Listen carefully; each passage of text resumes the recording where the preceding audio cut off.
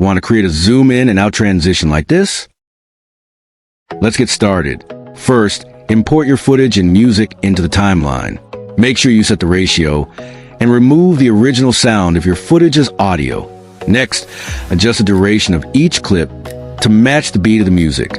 On first clip, add keyframes at the beginning, middle, and end of the clip on the middle keyframe. Increase the scale based on your preference.